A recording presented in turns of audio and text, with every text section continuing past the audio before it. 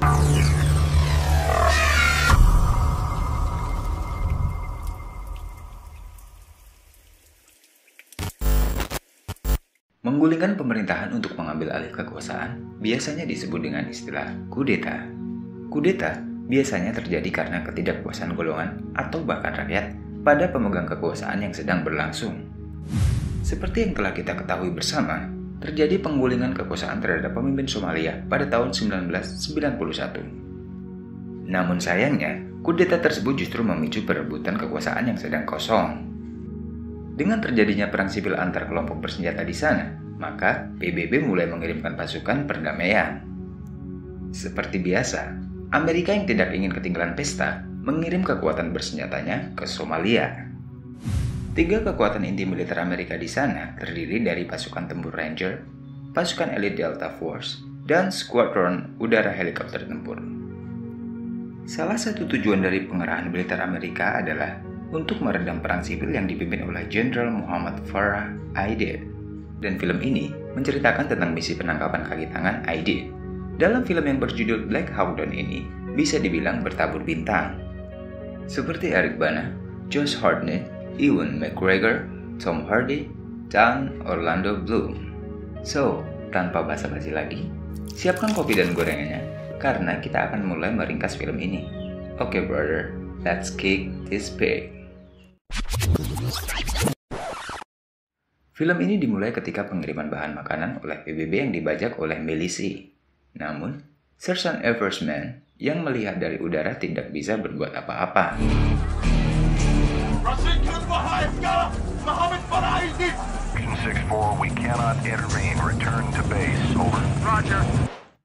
Di lain tempat, seorang pasukan Delta Force yang bernama Hood ditugaskan untuk memata-matai Athu, seorang pedagang gelap yang selalu menyuplai senjata pada Aidid. Setelah mendapatkan informasi dari Hood yang merupakan tim elit dari Delta Force, Athu berhasil dihadang dan ditangkap. Selama investigasi, Athu tetap bungkam dan menolak untuk memberitahu lokasi dari Aidid.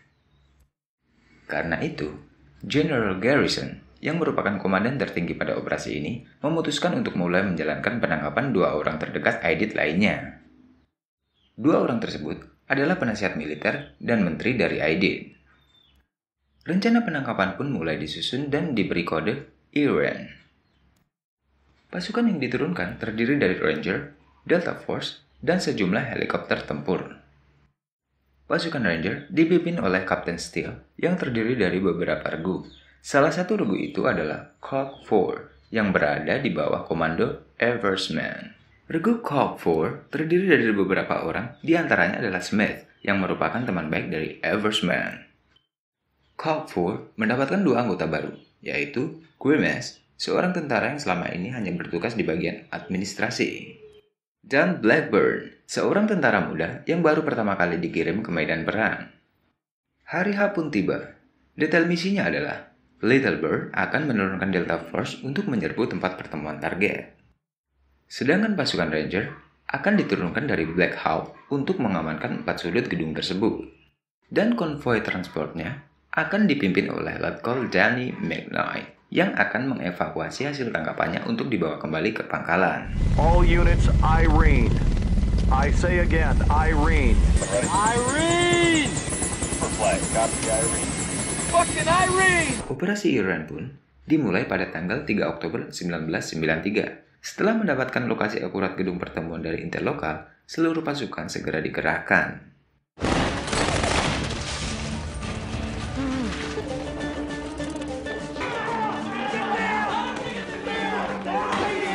Pasukan Delta Force berhasil menangkap target, sedangkan 4 regu Ranger dikirim ke setiap sudut gedung untuk memberikan perlindungan. Namun, terjadi sebuah insiden. Blackburn terjatuh dari helikopter yang sedang menghindari serangan RPG. Eversman memutuskan untuk membawa Blackburn ke tempat evakuasi dan meninggalkan beberapa temannya untuk tetap mengamankan area mereka.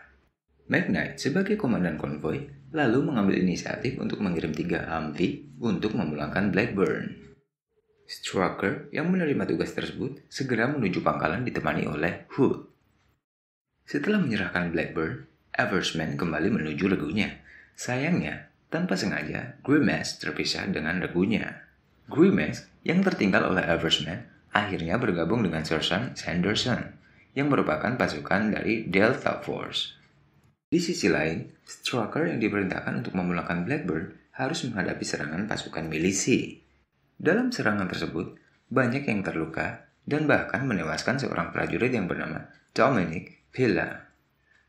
What's his status? He's dead! He's dead! Hell is dead, sir! Mimpi buruk pun tidak berhenti di situ. Salah satu Black Hawk tertembak jatuh. I want ground forces to move and secure a new perimeter around that crash site. Can you guide the convoy in there? Roger. Karena area pertahanan Cog 4 yang terdekat dari lokasi jatuhnya Black Hawk, maka mereka diperintahkan untuk bergegas ke sana. Eversman menugaskan Swamply dan Nelson untuk tetap mengamankan area sampai konvoi menjemput mereka, sedangkan Eversman dan sisanya menuju lokasi Black Hawk. Selagi menunggu tawanan diangkut oleh konvoi, Steele memutuskan untuk menyusul Cog 4 beserta dengan pasukan Sanderson. Perjalanan mereka pun tidak mudah. Pasukan milisi sudah menanti di sepanjang jalan.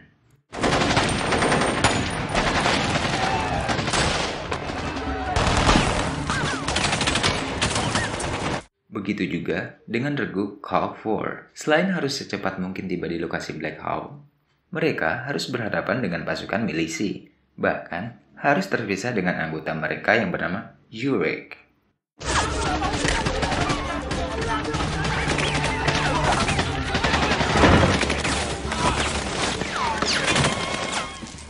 Singkat cerita, regu Cog 4 pun tiba di lokasi. Di sana, mereka menemukan satu anggota Delta Force yang terluka parah dievakuasi menggunakan Little Bear. Eversman menginformasikan kepada Steele bahwa mereka membutuhkan tim evakuasi. Terdapat 2 pilot tewas dan 2 kru yang terluka parah masih terjebak di dalam. Karena pasukan konvoi belum tiba, Steele memerintahkan untuk pasukan Ranger yang sudah tiba di sana untuk mengamankan area. Di lain tempat, konvoi yang dipimpin oleh McKnight juga mengalami serangan bertubi-tubi dari milisi. Dalam perjalanan mereka menyusul ke lokasi Black Hawk, banyak korban yang terluka dan tewas dalam konvoi.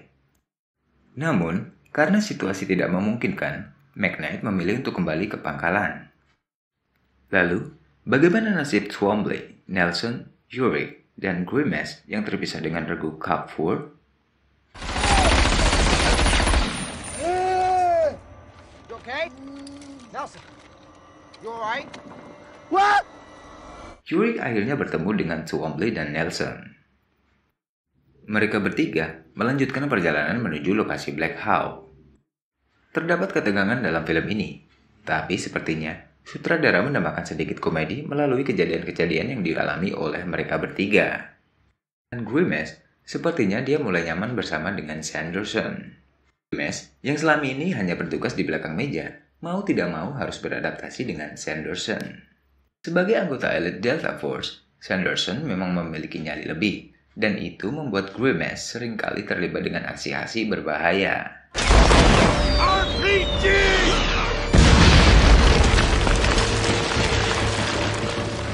Sementara itu, musibah kembali menimpa salah satu helikopter Black Hawk.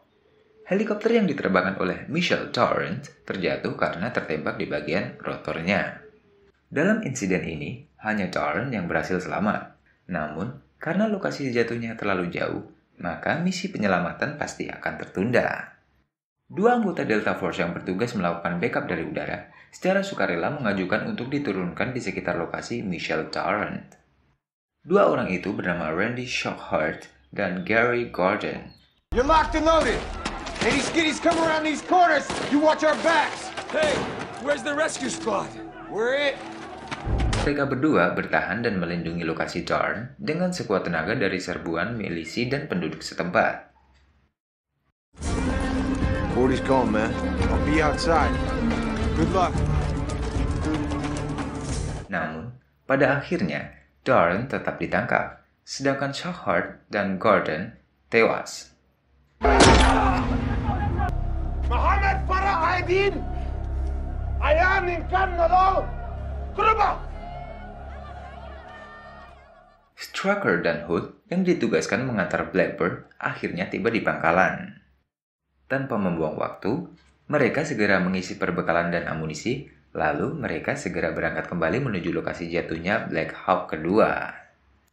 Sayangnya, mereka sudah terlambat. Tidak ada siapapun di sana. Seperti yang sudah kita ketahui, Doran tertangkap dan sisanya sudah tewas.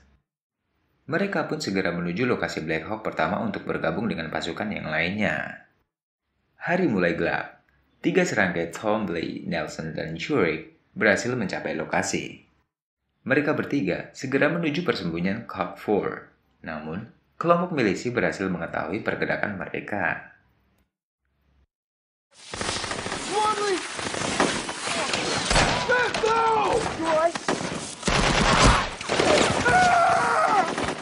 Setelah menghindari serangan dari kelompok milisi, mereka berhasil selamat. Tetapi tidak untuk Smith. Dia tertembak saat mencoba memberikan perlindungan untuk mereka bertiga. Setelah melalui operasi kecil, akhirnya Smith tewas.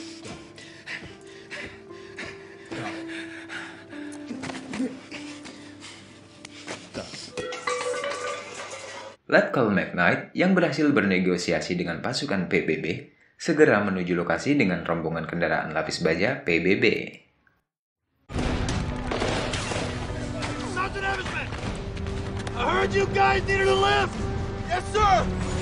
Mereka tiba di saat yang tepat ketika milisi sedang melakukan penyerangan. Sepanjang malam, mereka bertahan sambil berusaha mengeluarkan korban yang terjebak di dalam Black Hawk. No one gets left behind. You understand me, son? Yes, General. You do what you have to do. Matahari sudah terbit. Seluruh korban sudah berhasil dievakuasi ke dalam kendaraan. Mereka bersama-sama segera meninggalkan lokasi untuk menuju markas. Iring-iringan kendaraan berada di depan, disusul dengan beberapa anggota Ranger dan Delta Force yang berlari di belakangnya. Mereka semua berhasil mencapai markas. Banyak korban terluka dan tewas dari operasi Iron hari itu. Mereka bahagia karena berhasil selamat. Tapi, di saat yang sama, mereka juga berduka atas gugurnya sahabat-sahabat mereka. Sedangkan Hood, yang merasa sudah cukup beristirahat, segera kembali untuk menyelamatkan rekan mereka yang tertangkap. Don't even think about it, alright? I'm better on my own. Perang di mata politikus bisa menjadi alat untuk meraih kesuksesan. Sedangkan bagi tentara, perang merupakan perjuangan hidup untuk pertumpahan darah yang terkadang tidak mereka pahami. Once that first bullet goes past your head, politics and all that shit just goes right out the window. Adios amigos. See you later, guys.